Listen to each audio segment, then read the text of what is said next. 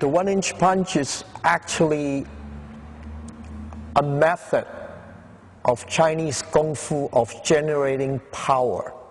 One-inch punch is a catchy term made up by Bruce Lee, which it actually is correct, but really there's all kinds of short power. I mean, you can use a short power palm strike, you can use, a half-inch punch or a 3-inch punch.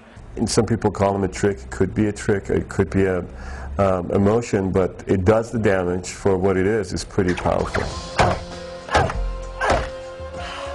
With your wrist joint is the best way to start usually, and just flicking it, giving yourself like a flat target, and you use the 3 bottom knuckles here, and you just pop forward. Take your time, no point in rushing it. Make sure that your elbow's in your center, and just slowly over time, just keep working on a soft pad or a pad of beans, and usually having a training partner, someone who holds something for you, is a good judge for how much power you're putting out, and you just keep doing it until you feel like you've got a decent amount of control. There's a certain amount of time that wrist strengthening takes place in your training too. That's a big part of it. Has to do with training the form.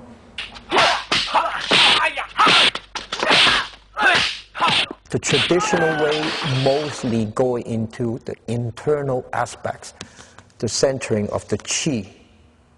Okay, Chinese medicine have this concept of qi circulation in the body, and by developing the internal power, the internal qi, you develop the one-inch punch. One is first through the practice of breathing or qi meditation, through breathing visualization, developing power centers at certain parts of the body. That's the internal approach. Yeah. The external approach is more muscular and body alignment, power base, torque generation. A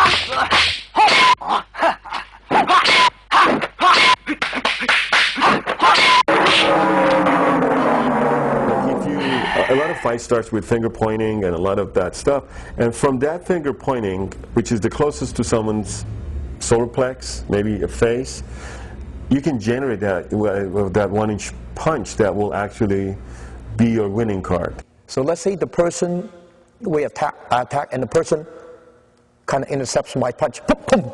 That's that one-inch punch comes in. Without pulling back, that's from a combatic standpoint.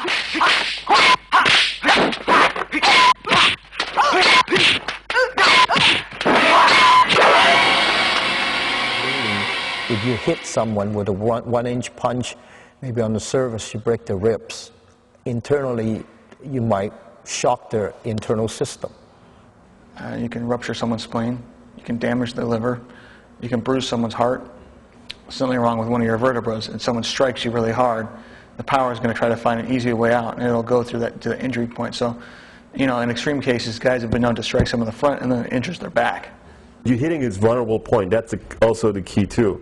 But obviously, if you hit this weakest man at the strongest point, you're not going to do any damage because he's got muscle protection.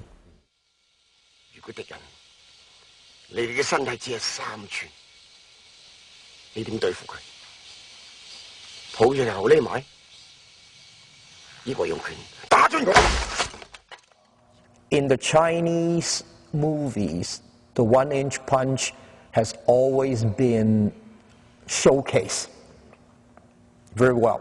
However, Kill Bill Volume 2, the way that it was portrayed was okay, but it just, visually, it was not pleasing.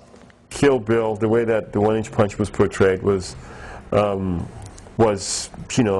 taking your skin off your knuckle, and this is how it is. But it's not about that. It's the body mass that moves it. It's not the callus on your knuckles that does the damage.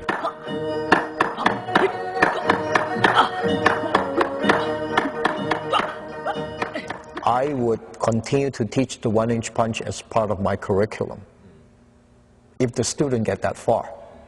If you learn how to apply shortest distance with the most powerful impact that you can generate, there's a pleasure, because there's a huge discovery about one-inch movement. If you look at it in that context, it's got invaluable lessons. But if you look at it as a one-trick pony, that's it. That's the end of that show, You know, I think there's been a slight dip in all martial arts in general, because you think 150, 200 years ago, people were training this system because that's all they had.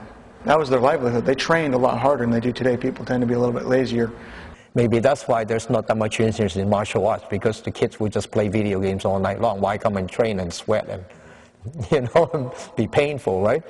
You know, you got to think we've been doing basically the same stuff until about 100 years ago, until the Industrial Revolution. That changed everything. People are sitting in front of computers, you know, and we haven't had time to catch up with that yet. That's a radical change. So I think the importance of getting back in touch with your body is very high and has continued to become up more on the priority list for a lot of people. So I expect the martial arts to take actually, you know, I think they're already taking an upswing back up, you know, whether you got to, you know, because there's systems out there that are almost being lost, and people don't want that to go away. So I think they're going to get better. The consequence of 1-inch punch that happened in Long Beach, for me at least, is it's amazing, and I think it keeps opening doors, and I think that would be the future of 1-inch movement or 1-inch punch.